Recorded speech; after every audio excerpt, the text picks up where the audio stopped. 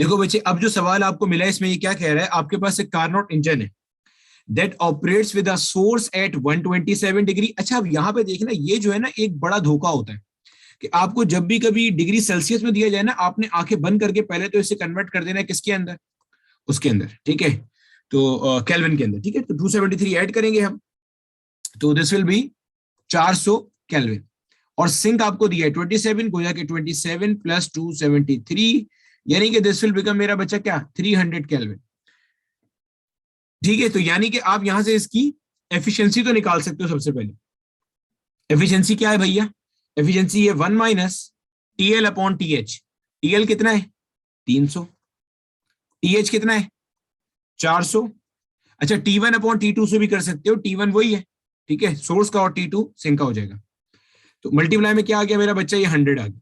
Simplify करेंगे, 2 zero से 2 zero मर गए। एलसीएम सेम करने के लिए यहां पे कर दिया 4/4 माइनस का 3/4, मल्टीप्लाई में क्या आ गया 100, ये बन जाएगा 1/4 मल्टीप्लाई बाय 100। तो क्या एफिशिएंसी आई मेरा बच्चा, इसकी एफिशिएंसी आई अपने पास 25%। समझ आ गई।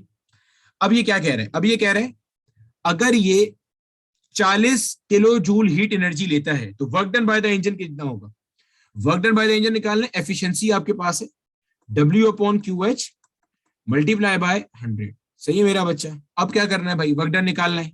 Work done will be equal to eta कितना है 25/100 मल्टीप्लाई बाय, अच्छा ये QH वहां जाके मल्टीप्लाई हो जाएगा, कितना दिया हुआ ये आपको, दिया हुआ 40 और आगे किलो जूल मैंने एज इट इज रहने दिया।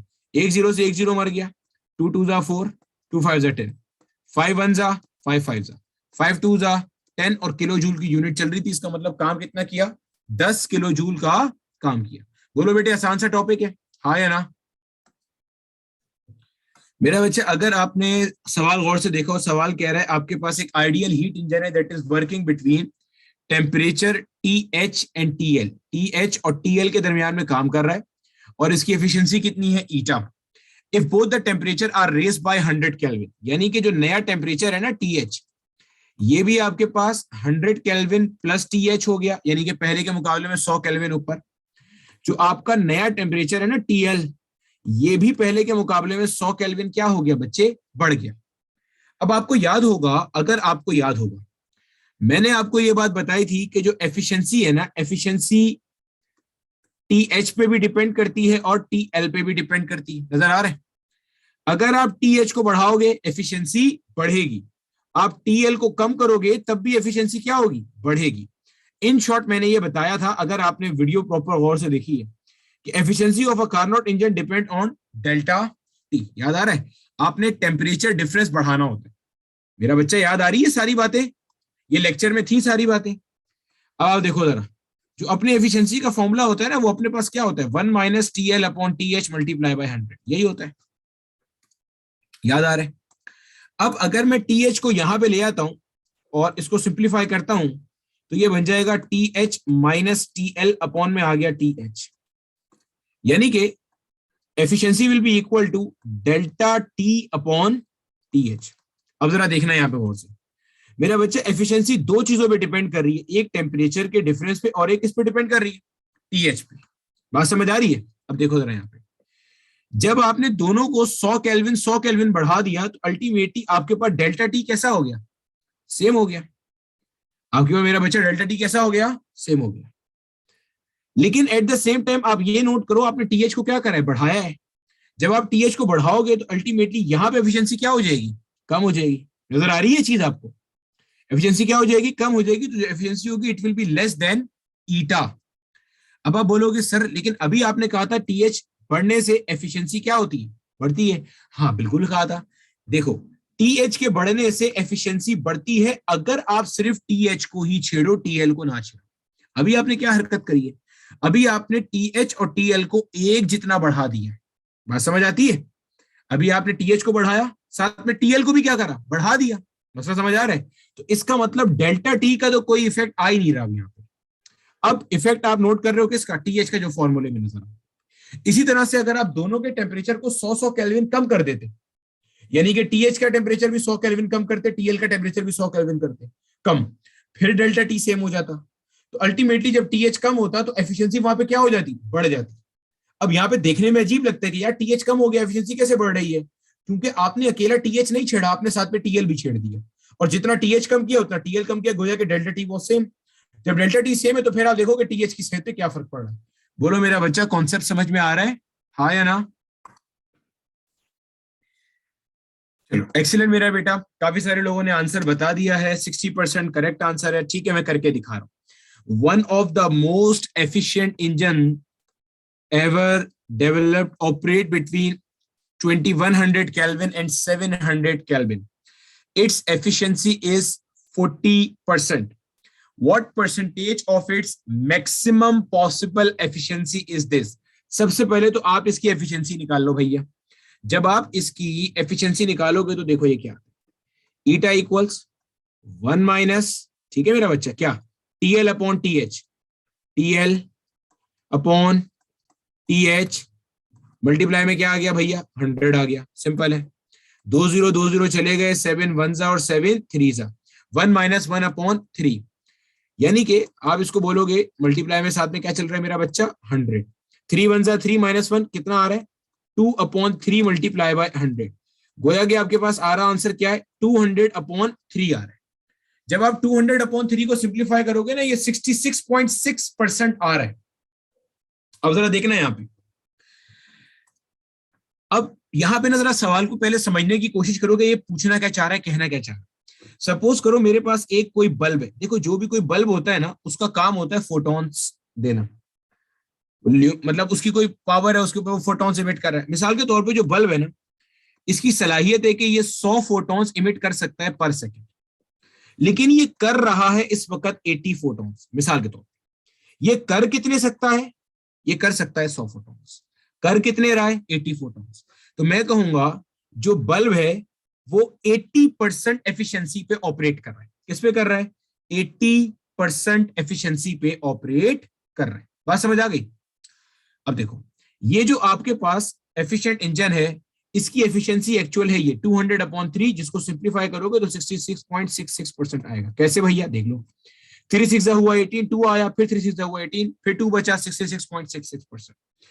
अब ये कह रहा है आपके पास जो इसकी एफिशिएंसी है, जिसके ऊपर ये फिलहाल ऑपरेट कर रहा है, ये 40%। अब जरा समझना यहाँ पे, अभी जो ये ऑपरेट कर रहा है इसकी एफिशिएंसी कितनी है, 40%, और मैक्सिमम ये कहां तक जा सकता है, 66.6% तक ये जा सकता है। बात समझ आ रही है? ये कह रहा है what percentage of its maximum possible efficiency is this. ये वाली एग्जांपल अगर समझ में आई है ना, तो ये सवाल समझ में आ जाएगा। एक बल्ब 100 फोटॉन्स इमिट कर सकता था, कर कितने रहा है, 80, तो मैं कहूंगा बल्ब 80% पे ऑपरेट कर रहा है। ये जो इंजन है जिसकी ये बातें बता रहा है, ये 66.66% पे ऑपरेट कर सकता था, ठीक है। कर कितने पे रहा है, 40% पे। आपसे पूछ रहा है 40% इस 66.6% का कितना परसेंट है। मेरा बेटा समझ में आ रहा है, हाँ या ना?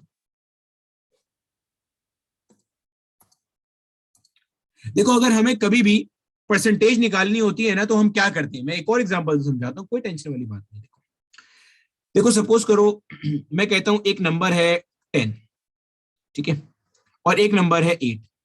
अगर मैं पूछना चाहूं कि 8 जो है वो बेसिकली 10 का कितना परसेंट है, मैं क्या पूछना चाह रहा हूं कि 8 एक नंबर है, 8 10 का कितने परसेंट है, या 10 में से कितने परसेंट नंबर 8 कंज्यूम करते हैं। तो मैं बोलूंगा y अपॉन 100 मल्टीप्लाई बाय 10 8, यानी कि अब समझना जरा बात को, यानी कि 10 का कितना परसेंट 8 है। तो इस तरह से करूंगा मैं, y अपॉन 100 इंटू 10, ये टोटल है, यानी कि जो 10 है ना मेरा बच्चा, ये क्या है, टोटल है। इसमें से ये मेरे मतलब का है जिसका मुझे परसेंटेज निकालना है। एक जीरो से एक जीरो चला गया, इस 10 को जब मैं वहां ले जाऊंगा मल्टीप्लाई हो जाएगा, y कितना आ रहा है, 80, यानी कि 80%। अब जरा समझना इसका मतलब क्या, 80% ऑफ 10 इज 8, 80 नहीं 8, 80% ऑफ 10 इज 8। चलो एक और सवाल से इसको समझते हैं। सपोज करो एक नंबर है 15, मुझे ये जानना है कि 15 का कितना परसेंट 10 है, 15 का कितना परसेंट 10 है, मैं बोलूंगा y upon 100 multiply by 15 will give me 10। बात समझ आ रही है? क्लियर है? अब देखो यहां पे जरा सिंप्लीफाई करूंगा। 5 3 का क्या होता है 15, 5 20 का क्या होता है 100, इसको वहां ले जाओ। Ultimately y multiply by 3 will be equal to 200 और अपॉन में जैसे ये 3 या मल्टीप्लाई बाय क्या हो जाएगा डिवाइड हो जाएगा, यानी कि y will be equal to 200 upon 3, यानी कि सिंप्लीफाई करेंगे 66.6%, यानी कि 10 15 का 66.6% है।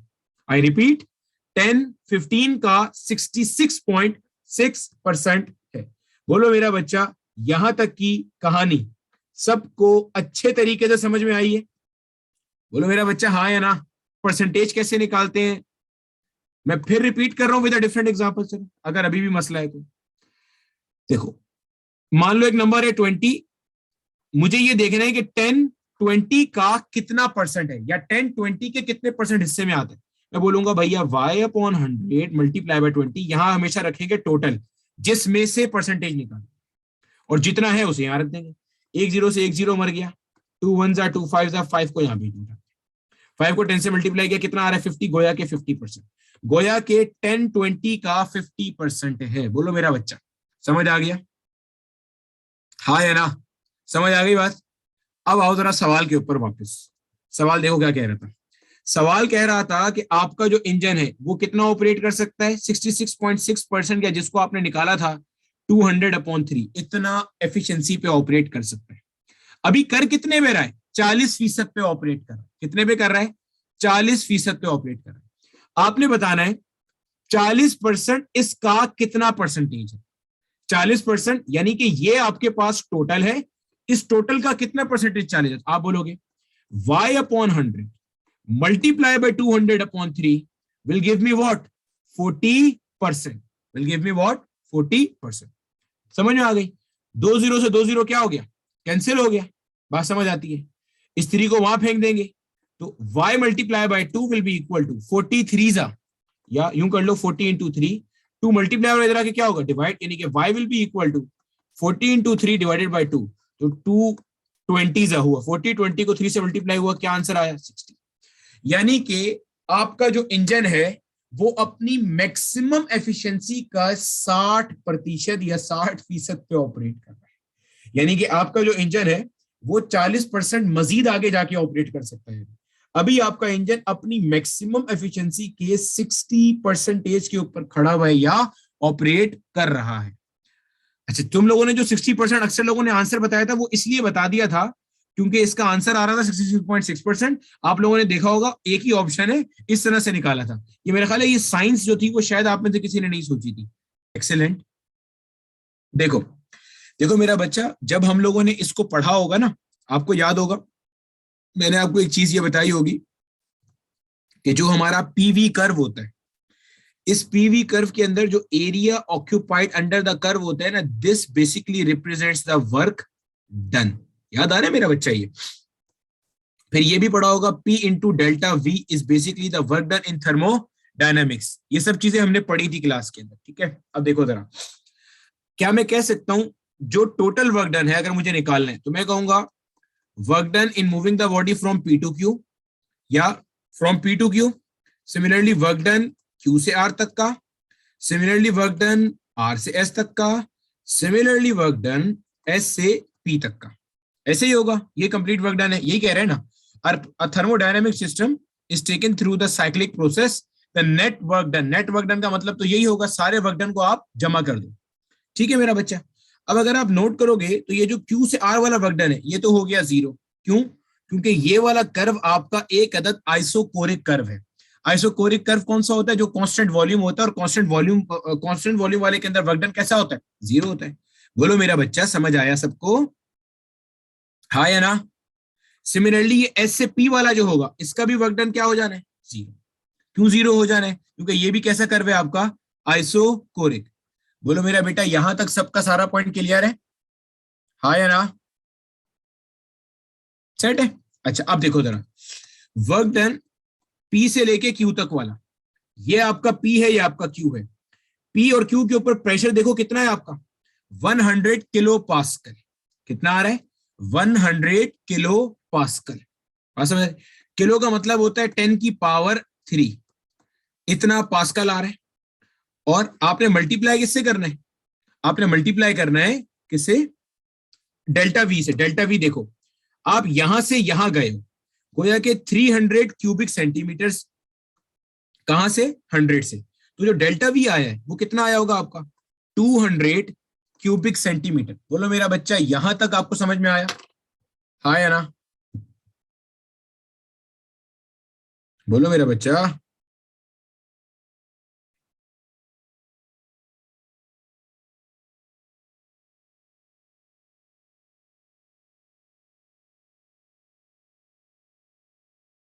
समझ आ गया सबको सारी चीजें अच्छे तरीके से?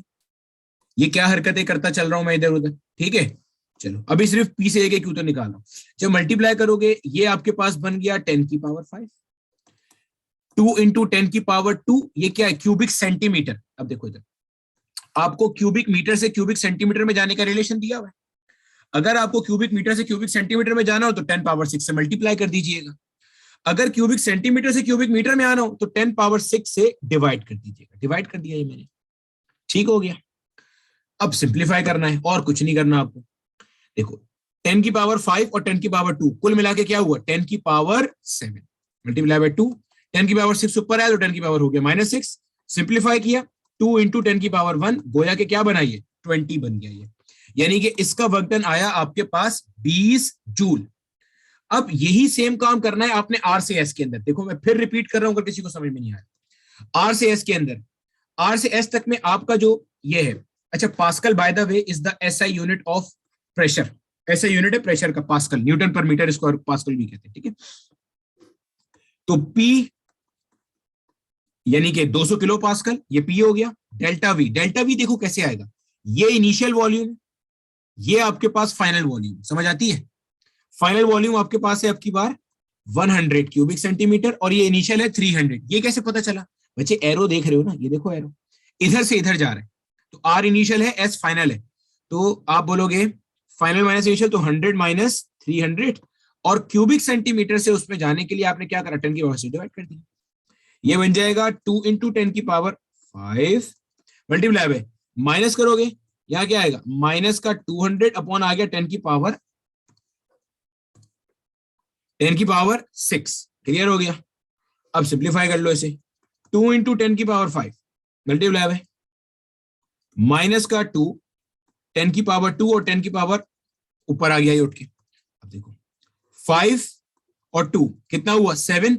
7 में से 6 निकल गया, क्या बचा? 1 बचा। और 2 2 का क्या हो गया? यानी कि माइनस का 4 × 10 की पावर 1। देखो 5 + 2 7, 7 - 6 = 1। क्या बना ये? माइनस का 40 जूल बना। यानी कि इसका वर्क डन हुआ माइनस का 40 जूल, इसका वर्क डन हुआ प्लस का 20 जूल। नेट वर्क डन निकालना है तो -40 + 20, क्या आंसर आया? माइनस का 20 आया। बोलो मेरा बच्चा समझ में आया? हाँ या ना? बोलो भैया समझ आया? हाँ भाई, वो जो एक अपना पास्ट पेपर वाला क्वेश्चन जो अपना ग्राफ करने के लिए बोल रहा था मुदस्सिर, समझ में आ गया? हल कर लेते। सपोज करो मेरा बच्चा, ये मेरे पास एक ग्राफ दिया हुआ है, ठीक है? इसमें कहते हैं आपके पास जो अपना मिसाल के तौर पे एक पीवी कर्व है ना, ये आपका एक पास पीवी कर्व है, ठीक है? अब वो कहते हैं भैया इस पॉइंट के ऊपर जो आपको प्रेशर गिवन है, let's say pressure is given to be 100 kilo pascal. अब वो कहते हैं इस पॉइंट के ऊपर जो इसका लेट अस जस्ट से जो इसका वॉल्यूम है, let's say that is 0 centimetre cube, और इस पॉइंट पे आते आते आते आते आते इसका जो वॉल्यूम है दैट इज 200 सेंटीमीटर क्यूब। और आपको ये पता है कि एक क्यूबिक मीटर के अंदर, ये सेंटीमीटर नहीं है, क्यूबिक मीटर के अंदर आपके पास 10 की पावर 6 क्यूबिक सेंटीमीटर होता है, ठीक है? CC is cubic centimetre, CM is cubic metre यहाँ पे, ठीक है? चलो जल्दी से फाइंड द वर्क डन। अगर ये ऐसे मूव कर रहे हैं, जल्दी से मुझे इसका वर्क डन निकाल के बता। सिंपल सा सवाल है, आराम से आएगा।